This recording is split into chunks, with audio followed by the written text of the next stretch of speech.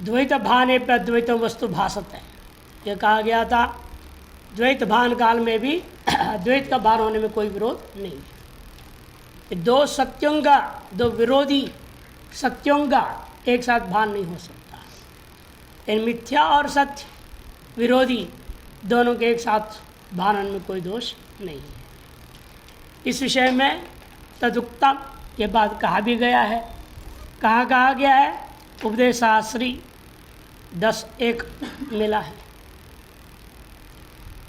दृशिस्वरूपम गगनोपमं परम सकृत विभातं त्यजमेकमक्षरम सकृत विभातं त्वजमेकमक्षरम अलेपकं सर्वगतं यदद्वयं तदेव चाहं सततं विमुक्तमोम।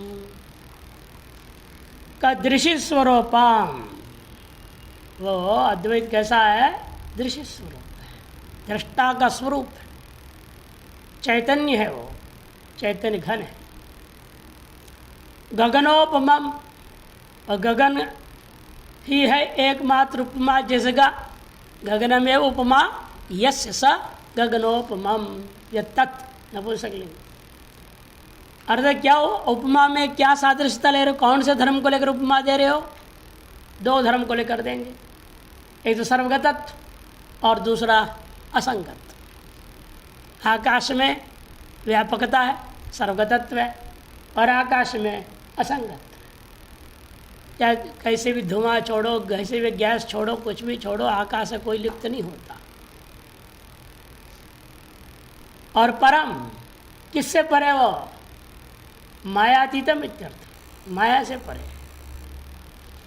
सकृत विभातम माने स्वयं प्रकाश है, एक दैव अभिव्यक्त होता, एक साथ अभिव्यक्ति है। तो यह एव अर्थ में है। अजम सर्वविकार के अभाव, जन्मादि षड विकार रहित तत्व को लक्षित करता हुआ अजम है। एकम सजातीय भेद रहितम, और एव के द्वारा विजातीय भेद रहितम, सजातीय विजातीय स्वगत भेद के लिए आगे शब्द आ जाएगा। एकम एव अद्वितीयम, है ना, वह आ रहा है, इसलिए आगे अद्वयम कह रहे हैं। अद्वयम क्या है? स्वगत भेद का रहितत्व सिद्ध करता है। यहाँ इसलिए एकम कह दिया, और तू एव में ले लिया। हाँ, एकम एव अद्वितीयम जो छांदोग्य में है, उसके एक तू एव अर्थ में। और कैसा है वो? अक्षरम, अक्षरम माने वो कूटस्थ है, वह कूटस्थ। न क्षरति न विनश्यति इति अक्षरम माने कूटस्थ, कूटैव तिष्ठति इति कूटस्थ। अलेपकम माने संसार आदि सर्वधर्म रहितम, निरवध्यम निरंजनम इत्यर्थ। सर्वगतम, और में आकाशम से सर्वगतत्व ले लिया, फिर यहाँ सर्वगतत्व कहना पुनरुक्ति दोष हो जाएगा। तब वहाँ पर टीकाकार ने कहा, यहाँ सर्वगत करतेंगे सर्वानुस्यूतम सन्मात्रम, सभी में अनुस्यूत जो सत्ता मात्र रूपेण भान होता है, उसको यहाँ सर्वगतम से कह दिया। और जो अद्वयम स्वगत भेद शून्यम, तदेव जो ऐसा वह ब्रह्म है, तदेव हम वही मैं हूँ। अरे कब आप ऐसे हो गए? वही आप खत्म में अभी हुआ हूँ ऐसा नहीं है, सततम। पहले भी मैं वही था, अब भी वही हूँ, आगे भी वही रहूँगा। अतएव विमुक्तम, विमुक्ता पुल्लिंग पाठ है, विमुक्तम नपुंसकलिंग है, इसलिए मैं अहम विमुक्ता पुल्लिंग होने ज़्यादा ठीक है कि विमुक्ता अहम के साथ जोड़ गया ना। अतएव अहम नित्यमेव मुक्तः सत्यमेव विमुक्तः, नित्य मुक्त हूँ इति ओम कह दिया।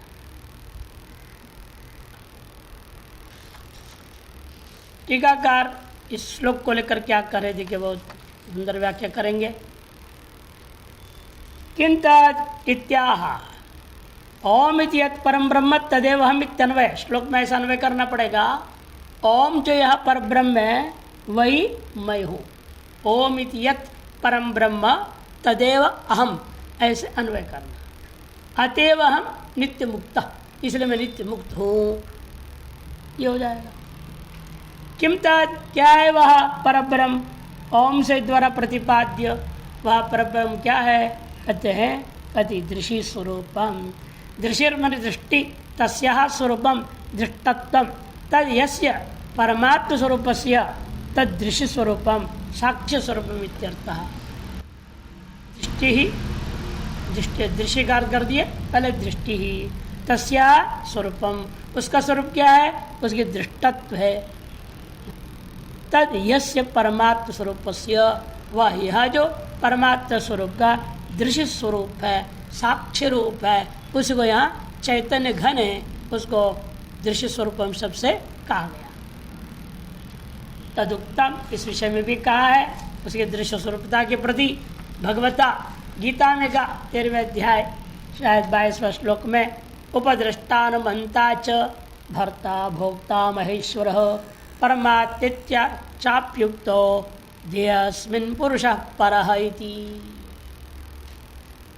उपद्रष्टा उसी को कहा जाता है, उसी को अनुमंता कहते हैं, उसको भर्ता भोक्ता महेश्वर परमात्मा इत्यादि अनेकों शब्दों से जो कहा जाता है वह और कहीं नहीं है, वही शरीर के अंदर में विद्यमान जो आत्मा है, पुरुष, वही वह है। किम पुनः तद्रूपम, पुनः किम रूपम तत्? गगनोपमम। गगनम उपमा दृष्टांत यस्य तद गगनोपमम, गगनवत निर्लेप स्वरूपम इत्यर्थ। गगन के समान निर्लेप स्वरूप है। आगे अलेपकम कह दिया है, फिर निर्लेपकम यहाँ भी अर्थ पर्यायवाची हो जाएगा, तो सर्वगत लोगे तो भी पर्यायवाची हो जाएगा। इसलिए असंगत तो लेना सबसे ज़्यादा दोष रहित हो जाता है। इन्होंने ले लिया निर्लेपत्तम, इज्जत मनोरंजन बाल बोधनिकार ने ले लिया था, वहाँ पर जो है सर्वगतत्वम, दोनों का जरा ठीक नहीं है। निर्लेप लेना भी ठीक नहीं, क्या आगे अलेपकम आ रहा है, सर्वगतम लोग है, आगे सर्वगतम आ रहा है, उसकी लक्षणा करनी पड़ जाएगी श्रुतार्थ का परित्याग करके। इसलिए यहाँ गगनोपम से असंगत भी सादृश्यता लेना ज़्यादा ठीक है। यथा च भगवद वचनम यथा सर्वगतम सौक्ष्म्याद आकाशम नोपलिप्यते सर्वत्रावस्थितो देहे तथा आत्मा नोपलिप्यत। जैसा सर्वगत और सूक्ष्म के नाते आकाश किसी वस्तु से लेपायमान नहीं होता, उसी प्रकार से इस शरीर में ही नहीं सर्वत्र स्थित और इस देह में भी स्थित जो आत्मा है वह किससे भी संबद्ध नहीं होता। इस प्रमाण के आधार पर स्मृति के उन्होंने निर्लेप अर्थ ले लिया, जबकि आगे अलेपकम लक्षण स्वयं आ रहा है। यद्वा अतः दूसरा अर्थ ले लो, गगनोपमम गगनवद अमूर्त स्वरूपम। इसलिए देखो स्वयं समझ रहे इस बात को, आगे अलेपकम आ रहा है, निर्लेपकम लेना ठीक नहीं रहेगा, इसलिए यद्वाकृत दूसरा अर्थ दे दिया, गगनोपमम गगनवद जो है अमूर्त स्वरूपम इत्यर्थ हो। आकाश शरम ब्रह्म इति श्रुत है तैत्तिरीयोपनिषद एक छेदों में, एक छेदों घास लिख दिया, एक 3 2 छेदों नहीं, एक भी नहीं होना चाहिए। छेदों का मतलब कि 2 3 2 होना चाहिए, 2 3 2 या केवल 6 2 लिख दो, एक को हटा ही दो। छठे वल्ली का दूसरा मंत्र ऐसा लेना चाहिए।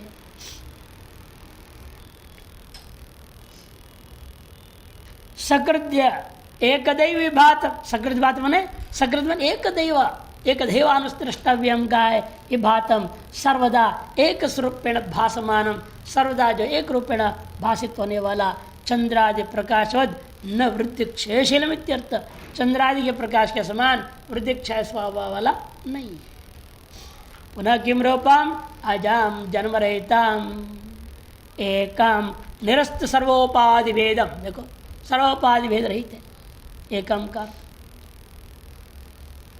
और अक्षरम विनाश धर्म राहित्येन कूटस्थ स्वरूपम इत्यर्थः।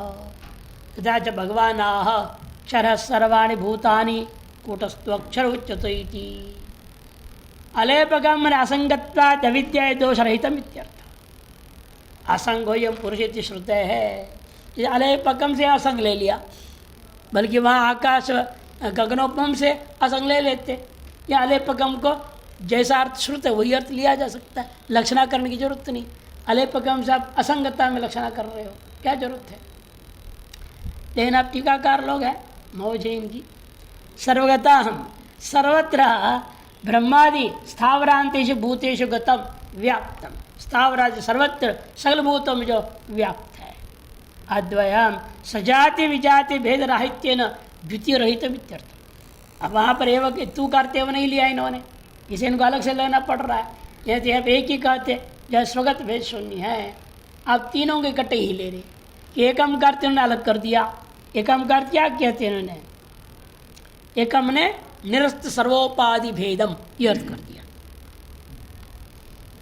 ये तो वहाँ पर क्या था, एकम अद्वितीय में सजातीय विजातीय स्वगत भेद, वही अर्थ यहाँ भी ले लो। एकम भी है, तू को एवं अर्थ ले लो, और अद्वयम का अर्थ अद्वितीयम ले लो, श्रुति के अनुकूल भी हो जाएगा। लेकिन अपनी विद्वत्ता का प्रश्न करने के चक्कर में कई बार टीकाकार लोग गड़बड़ करते हैं। इसे टीका एक टीका का दूसरा टीकाकार खंडन कर देते हैं, विद्वान मनोरमाकार इन सबको बढ़ा देते हैं। अरे क्या बोल रहे हैं, ऐसे क्यों बोल दिया है ना। वहाँ भी गीता में भी आपने देखा, मौसमी जो कहता है उसको भाषण दूसरे को काट देता है। कई बार आपस में विरोध हो जाता है। हम लोग यही समझते हैं, इसका नाम जो प्रौढ़ीवाद होता है, इसका तो प्रौढ़ीवाद। विद्वान सोचता है मैं भी अपना कुछ विशेष बताऊं, वो अपनी बुद्धि जहाँ विशेष बताने के चक्कर में लगा दिया, वही गड़बड़ हो जाता है। इसलिए यहाँ पर शास्त्रों में अपनी विद्वत्ता प्रदर्शन नहीं होती, अपने बुद्धि को लगाना नहीं है। परंपरा जो प्राप्त है श्रद्धा उसको ग्रहण करो, उसी को अभिव्यक्त करो शब्दों में भले, लेकिन उसमें तोड़ मोड़ करके अपनी विद्वत्ता जहाँ दर्शाया वहाँ गड़बड़ होता ही है। द्वितीय रहितमिति सततम विमुक्तमिति सर्वदा कार्य कारणात्मक सर्वोपाधि विमुक्तत्वेन सततैक रूपम इत्यर्थः। यहाँ पे विमुक्तम का अर्थ अलग ही अर्थ ले रहे, क्या जरूरत है। सत्यम विमुक्तम मैंने सर्वदा कार्य कारण भावात्मक सर्वोपाधि विमुक्तम, जब एकम कर्ता अपने सर्वोपाधि विमुक्त कह ही दिया, ये सत्ययुक्त वही अर्थ क्यों कर रहे, इसे पुनरुक्ति दोष हो जाएगा, वही बात बार बार कहना। सतैक रूपम इत्यर्थ इति तथा च भागवते बद्धो मुक्ति थी व्याख्या गुणत्व में न वस्तुतः इति।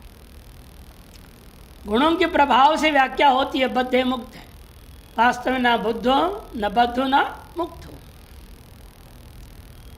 तथा च एतादृशं निरतिशय आनंदम यत् परम ब्रह्म तदेव अहमिति भावयतो, इस तरह से निरतिशय आनंद जो पर ब्रह्म है वही मैं हूँ, इस प्रकार से भावना करता हुआ निषेध प्रतियोगित्वेन तत्तदुपाधि जो है भानात् तत्प्रयुक्त भेद भानी अपि, फिर भी निषेध का प्रतियोगी रूपेण जो जो उपाधियाँ हैं उन सब का भान होने पर भी, और उपाधि भान के कारण से उपाधि भान प्रयुक्त भेद भान होने पर भी अद्वैतम भाषत एवं अद्वैत भाषित होगा ही, ये इसका तात्पर्यार्थ है। अब निर्विकल्प समाधि स्वरूपम महा निर्विकल्पकमिति, अमूल में निर्विकल्पकस्तो जाति ज्ञानादि विकल्प लय अपेक्षया अद्वितीय वस्तुनि तदाकार आकारिताया चित्तवृत्तेर अतितराम एक ही भावेन अवस्थानम निर्विकल्पक समाधि ही। अब जो है भेद नहीं है, द्वैत भान होने पर भी अद्वैत सविकल्प समाधि है, और केवल अद्वैत भान निर्विकल्प समाधि है। से ज्ञात्र ज्ञानादि विकल्प लयापेक्षा, भेद क्या लय की अपेक्षा है। पहले था भेद का भान होने पर भी अभेद भान होना, और अगर भेद का भान ही नहीं होगा। उन सब के लय की अपेक्षा से केवल अद्वितीय वस्तु और उसके आकार से आकारित चित्त वृत्ति के अलावा कुछ नहीं है। अतएव अतितराम एक ही भावेन अवस्थानम, आत्यंतिक रूपेण एक भाव एक लोलुपता से स्थित होने का नाम ही निर्विकल्पक समाधि। इसको दो प्रकार के कहेंगे टीकाकार, देखिए। निर्विकल्प समाधि स्वरूपम महा निर्विकल्प इत्यादि अयंच द्विविधा चिरकाल अभ्यस्त यद उत्तर सविकल्प का समाधि अनुभव जनित संस्कार सहृदया चित्तवृत्तिर ज्ञात्रा त्रिपुटी लय पूर्वकम अद्वैते वस्तुनि एक भावनात्मक प्रथम, जो मूलकार ने कहा है। अनेक जन्मों से या चिरकाल से आपने सविकल्प समाधि का अभ्यास किया। चिरकाल अभ्यस्त या उत्तर सविकल्पक समाधि अनुभव जनित, जिसके उत्तर में सविकल्प समाधि के अनुभव से जनित जो संस्कार है, वो संस्कार सहकृत होकर के चित्तवृत्ति अब ज्ञात्रादि त्रिपुटी के लय पूर्वक केवल अद्वितीय वस्तु विषयक वृत्ति होती है। इसका नाम अखंडाकार वृत्ति। उस अखंडाकार वृत्ति को लेकर के जो आप निरंतर एक भावना बनती है, उसका नाम निर्विकल्प समाधि प्रथम प्रकार की। दूसरे प्रकार का क्या है?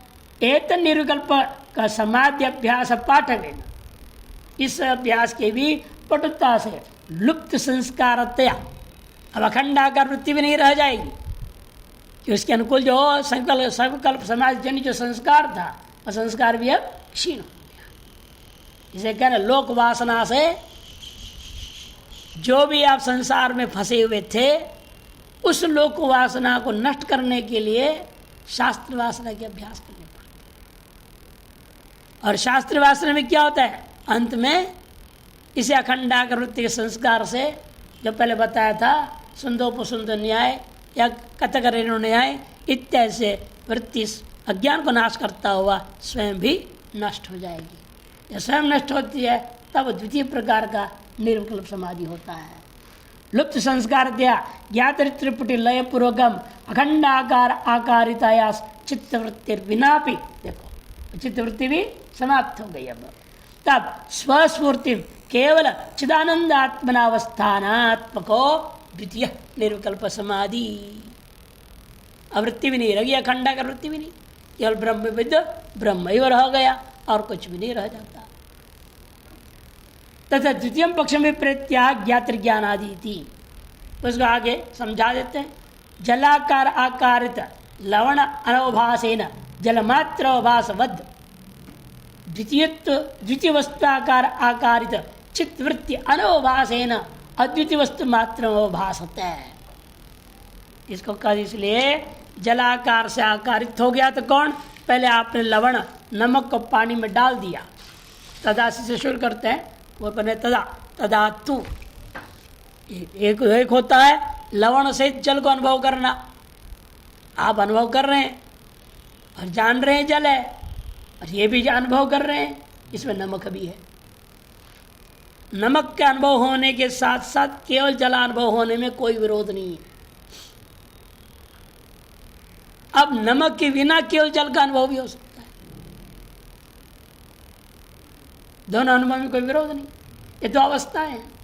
इसे कहते जलाकार से आकारित था लवण, उस लवण का भी अनवभासेन, उसका अवभास के बिना जलमात्र अवभास रवद, जलमात्र अवभास के समान अद्वितीय वस्ताकार से आकर जो चित्त वृत्ति थी, उसकी भी अब अवभास हुए बिना अनवभासेन अद्वितीय वस्तु मात्र का अवभाषण होना, ये द्वितीय प्रकार का निर्विकल्प समाधि है। ततश्च अस्य सुषुप्तिश्च अभेद शंका न भवति, इसलिए सुषुप्ति के साथ इस निर्विकल्प समाधि का जो लोगों को भ्रम होता है, अभेद की आशंका होती है, वह आशंका का कोई गुंजाइश नहीं रह गया। क्यों? उभय त्रिवृत्य भाव है। ये जो परम उत्कृष्ट निर्विकल्प समाधि है, इसमें भी अखंडाकार वृत्ति भी नहीं रह गई, सुषुप्ति में भी कोई वृत्ति नहीं रह गई, घटपटाद्याकार वृत्ति, स्वप्नाकार वृत्ति, कोई वृत्ति नहीं है। इसलिए तो उभयत्र वृत्ति का अभान होने पर भी सामान्य अपि, अंतर क्या है? एक में सद्भाव है, दूसरे में असद्भाव मात्रेण अन्योर भेद उत्पत्ति है। बुद्धि में भले वृत्ति नहीं है, वृत्ति का कारणभूता अविद्या है, और यहाँ पर वो भी नहीं रह गई, अज्ञान भी नष्ट हो चुका, वृत्ति भी नष्ट हो गई। इसे कहते तत्सद्भाव असद्भावयोर मात्रेण अनयोर भेद उपपत्ति है। इन दोनों मैंने अनयो मैंने सुषुप्ति हो निर्विकल्प समाधि हो भेद उपपत्ति है। तो पूर्व पक्षी नीचे दिखा रहे एवं समाज सुषुप्ति और विक्षेप अभाव है ना, समाज और सुषुप्ति दोनों में विक्षेप का भाव भी समानता को देखते हुए वृत्ति भानाद अभेदम आशंक्य, वृत्ति के भान न होने से विक्षेप न रहना दोनों में बराबर हो गया, अतः दोनों एक ही है इत्याशंक्य प्रियर्थी ततश्चैति तद्युक्तिम उभयत्र समाशुप्तर तत्सद्भाव समाधौ अज्ञायमान वृत्ति सद्भावात् सुषुप्तौ च वृत्ति भावाच्च तयोर भेदोत्पत्ति है। समाधि में अज्ञायमान वृत्ति है जो अभी भान नहीं हो रहा, अखंडाकार वृत्ति का भान नहीं है उसको, लेकिन अखंडाकार वृत्ति नहीं है नहीं कहा जाएगा। ब्रह्म स्वरूप में प्रतिष्ठित अवस्था में भी अखंडाकार वृत्ति बनी रहेगी। यावत् प्रार कर्म पर्यंत जब तक शरीर अवशेष है, शरीर अवशेष तो उसका खंडाकार वृत्ति चलती रहेगी, भले वो ब्रह्म हो गया। और दर्श खंडाकार वृत्ति के साथ यद किंचित जो है प्रारकर्म की वजह से शारीरिक जब बाह्य क्रियाकलाप भी हो जाते हैं, भिक्षाटन आदि में भी चला जाता है, उससे भी कोई विरोध नहीं होता। इसलिए कहते हैं समाधौ अज्ञायमान वृत्ति है और सुषुप्ति में तो वृत्ति मात्र ही नहीं रह जाता, केवल अविद्या विद्या ही रह जाती है। तयोर भेदोपपत्ति है, इन दोनों में भेद इसलिए सुस्पष्ट है। अब सूक्त समाधि जब प्राप्त करने के लिए आपने श्रवण में निध्यासन के बाद समाधि कहा। समाधि में पहले सविकल्प भी दो प्रकार, फिर निर्विकल्प, उसे भी दो प्रकार, अंतिम पराकाष्ठ में मुक्ति होती है। इन्हें सब कैसे होगा? एक आम आदमी पूछता है, जिज्ञासा मोक्ष की जरूरत नहीं, उसे श्रवण में प्रवृत्त हो चुके, उसके आगे की काल है। जिसकी श्रवण में भी प्रवृत्ति नहीं हो रही, सुनने में मन नहीं लगता है, कोई सुनावे तो कान बंद करके भागता है, क्या करे ऐसे लोग? ये कैसे है योगी? उनको बहुत बोलते थे लोग, अरे आप वेदांत श्रवण करो, बहुत वर्षों से योग अभ्यास कर रहे हो, आसन प्राणायाम, आसन आसन आसन, दिन भर आसन प्राणायाम भी बहुत कम करते हैं। दिन भर कभी उल्टा लटका है, कभी सीधा लटका है, कहीं रस्सी से बांध के टंगे हुए हैं, कहीं कुछ कहीं कुछ।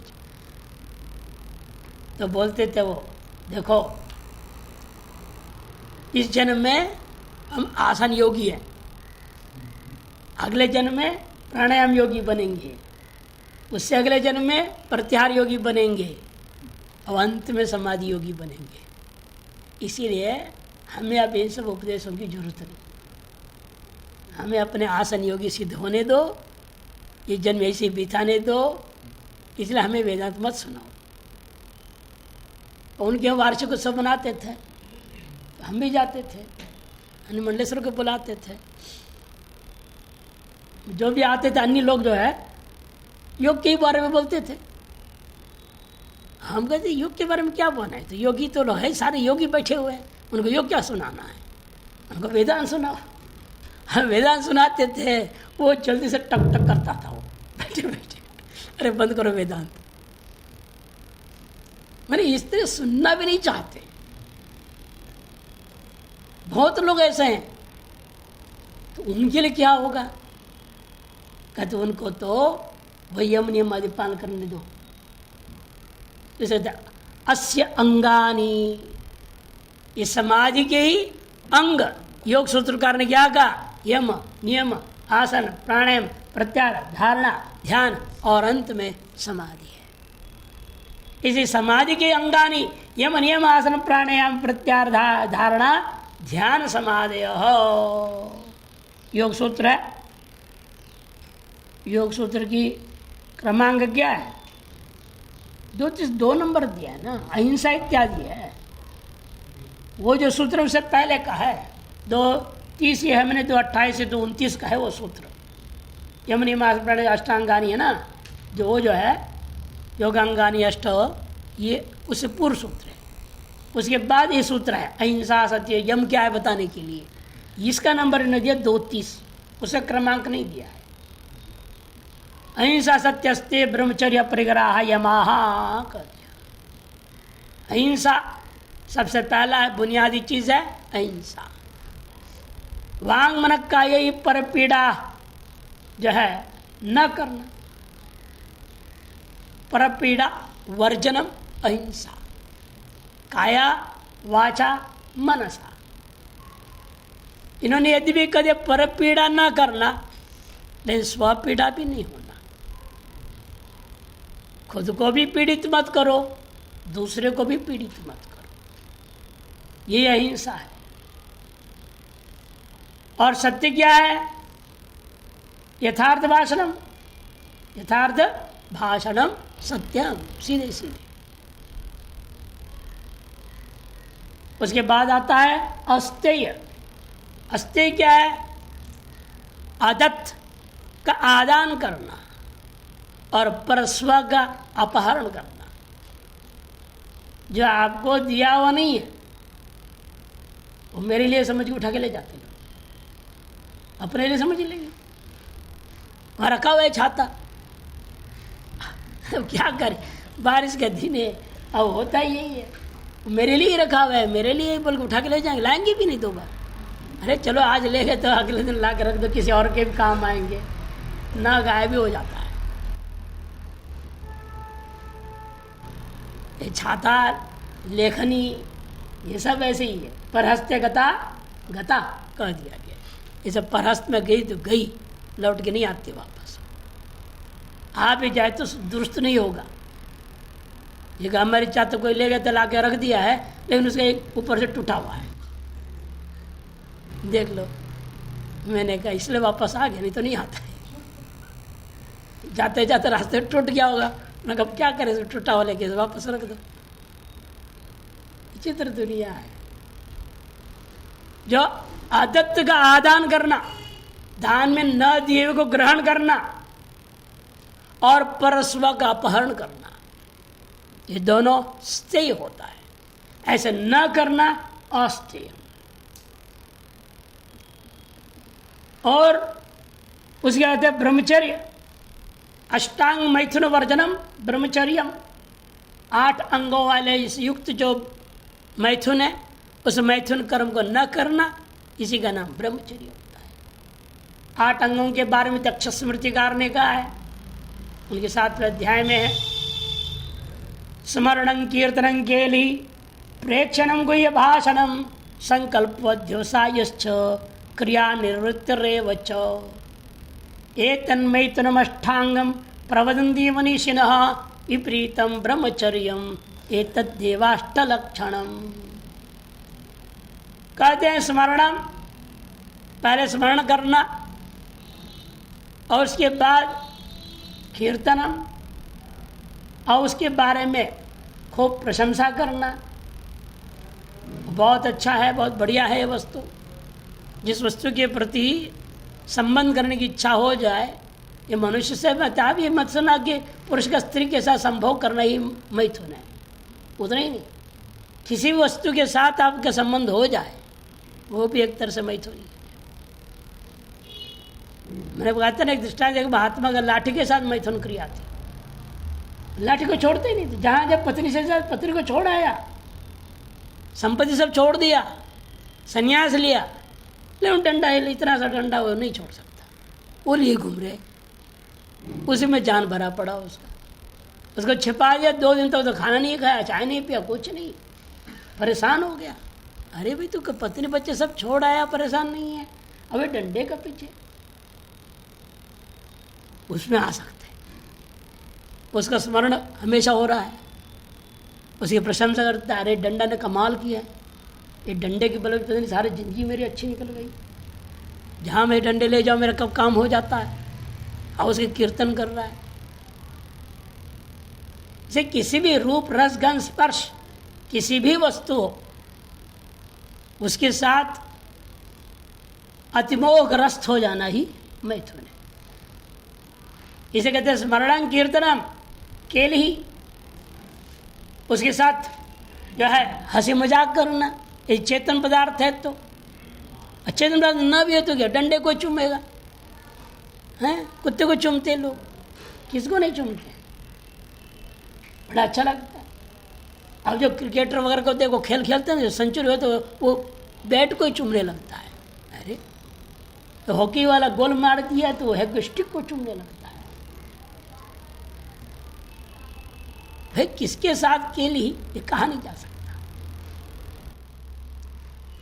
और प्रेक्षणम बार बार देखना, गुह्य भाषणम अकेले में से बात करना,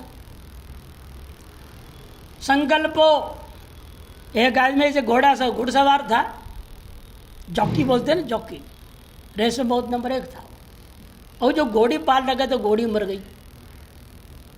उस घोड़ी का एक नकल बनाया, लकड़ी का बनवाया, बढ़िया ढंग, बड़ा पॉलिश वॉलिश लगा करके बड़ी ढंग से, और पंडितों को बुलाया, उसे प्राण प्रतिष्ठा करा दिया, और रोज के साथ खड़े हो जाए, उसे बातें करे।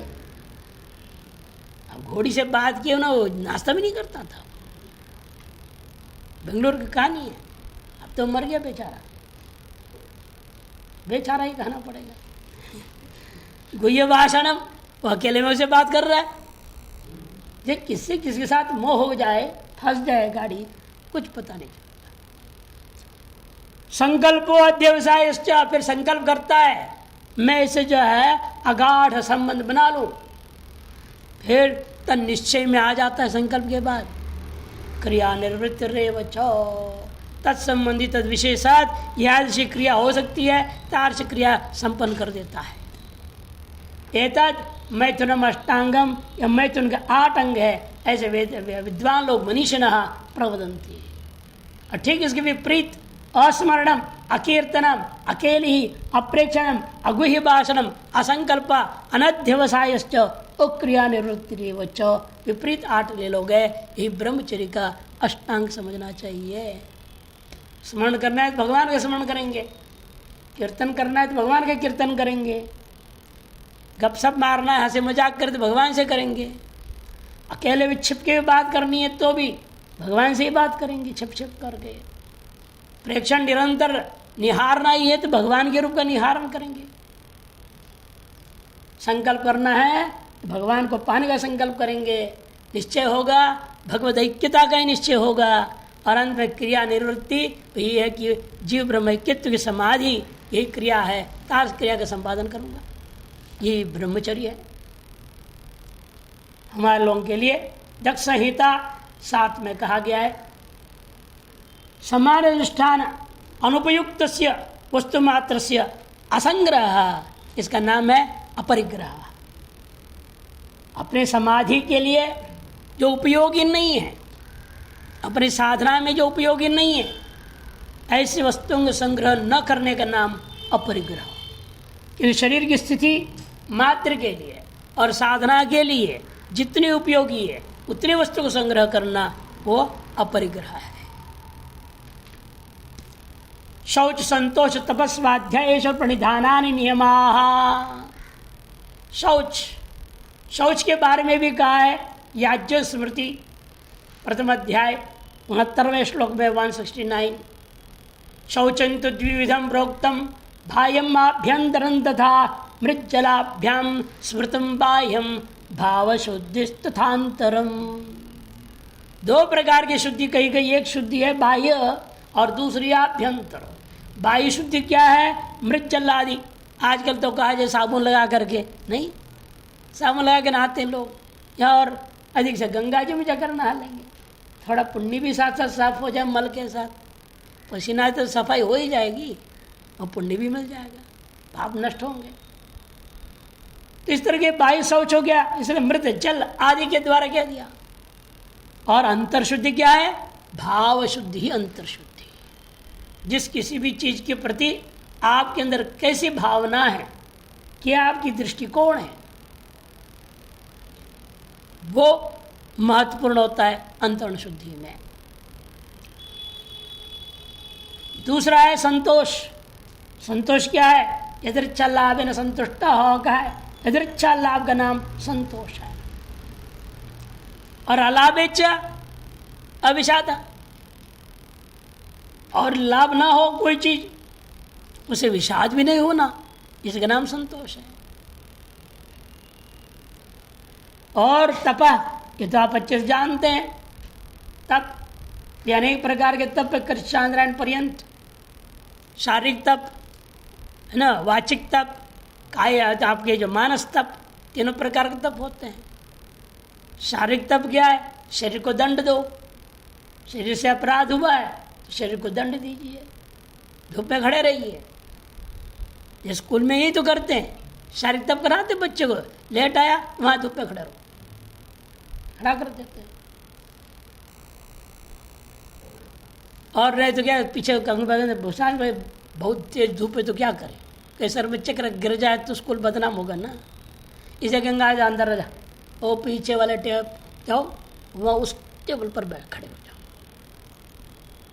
ये जो है शारीरिक तप कराया जाता है, उसको बैठे नहीं देंगे, वहीं खड़े रहो। और याद तो लिखने में नहीं देना है ना, दोनों कान पकड़ खड़े हो जाओ, बोलो। दंड ऐसे दिया जाता है, वहीं खड़े रहेगा, हाथ नीचे डंडा पिटेगा, उसको पकड़े रहो, छोड़ना नहीं। तो शारीरिक तप कराना पड़ता है अपने अपराधों को सफाया करने के लिए। वाचिक तप, प्रति नियमित रूप से घंटा 2 घंटा मौन रहिए, अभ्यास कीजिए। कहने रोज हम 8 घंटे मौन रहते हैं, कब? मैंने रात भर सोता हूँ। ये मौन नहीं है, दिन में जगे हुए मौन का समय तय करो और मौन रहो, वो कहा जाता है मौन का। वाचिक मौन, मानस मौन, मानस तप होता है। मानस तप सबसे बड़ी चीज होती है सहन करना। अगला गाली दे रहा है, गुस्सा हो रहा है, डांट रहा है, कुछ भी बोल रहा है, चुपचाप रहना। मानस तप बड़ा कठिन होता है, इसीलिए कि प्रतिक्रिया झटित हो जाती है। अगला कुछ कह दे, कैसे कह दे तुम, तुरंत प्रतिक्रिया एकदम कुत्तों का हाल हो जाता है, भाव भाव आपस में दोनों के दोनों लग जाते हैं। मानस तप बड़ा कठिन है, इसलिए सहनशीलता। तपस सहने धातु है, धातु का अर्थ है तपसहन। और स्वाध्याय ये जानते हैं, प्रणव जप अथवा शास्त्र चिंतन, यही व्यास भाष्य में योग सूत्रकार ने अर्थ किया है कि नहीं। स्वाध्याय मैंने प्रणव जप और वेदांत अध्ययन, वेदांत उपनिषदों के चिंतन, ये जो है स्वाध्याय है। और ईश्वर प्रणिधानानि, ईश्वर प्रणिधान का 3 अर्थ लिया गया है। ईश्वर प्रणिधान में ईश्वर शरणागति, अतः ईश्वर की सेवा और ईश्वर का भजन, ये तीनों अर्थ लिया गया। शरणागति, सेवा, भजनंच। यदि भी सेवा भजन पर्यायवाची है कि भज सेवायाम धातु है, सेवरी भजने धातु है, दोनों पर्यायवाची से 2 ही अर्थ माना जा सकता है, शरणागति और सेवा अथवा भजन। ये 5 नियम हो गए। उसके बाद आसन क्या है? आसन जो है कहते हैं करचरणादि संस्थान विशेष लक्षणानि पद्म स्वस्तिकादीनि आसनानि। हाथ पैर आदि को एक संस्थान विशेष रूप में सुरक्षित कर स्थापित कर लिया और स्थिर बैठा हुआ है घंटे भर के लिए, यानी कि 2-2 मिनट आसन बदलते रहते। आजकल तो आसन की यही प्रक्रिया हो गई, स्थिर बैठती नहीं। स्थिरम सुखम आसनम सूत्रकार कह रहे हैं। और अस्थिर होने का आसन हो गया नाम आजकल, लगातार करते रहो। क्योंकि इतने कर दिया, आधे घंटे 50 आसन कर दिया, ये कौन सी आसन की है? शास्त्रकार कहते हैं स्थिरम सुखम आसन, स्थिर एक स्वरूप में स्थापित कर दिया अंगों को, वही से ही रहना, पत्थर से हिलना नहीं, अंदर बाहर कहीं से कंप नहीं होनी चाहिए, तार स्थिरता पूरक रहना। और उसमें इन तनाव भी नहीं होनी चाहिए, कहीं से सुखपूर्वक होनी चाहिए, ऐसे के नाम आसन है। इसे इन्होंने भी कह दिया संस्थान विशिष्ट लक्षणानि, जैसे कि पद्मासन, स्वस्तिकासन आदि 8 ही आसन कई ग्रंथों में गिनाया गया है। और कई लोग कहते नहीं भाई 84 लाख योनियों का, प्रत्येक योनि के अपने अपने स्विश्रामकालीन जो अवस्था होती है, वो उस अवस्था में शरीर की जैसी स्थिति रहती है, उस स्थिति में अपने शरीर को रखने का नाम आसन होता है। तो इसलिए 84 लाख आसन है। और उनमें से घटाते घटाते 84 कह दिया, 84 से अंत में 8 में उतर आए। जो ध्यान के उपयोगी आसन उसी को आसन कह दिया, अंत में 8 ही ले लो। स्वस्तिकासन है, जन पद्मासन है, सिद्धासन है, भद्रासन है, वज्रासन है, इन 8 आसनों को ले लिया तो ध्यान में बैठने योग्य आसन है। बाकी सबको कहने कोई जरूरत नहीं।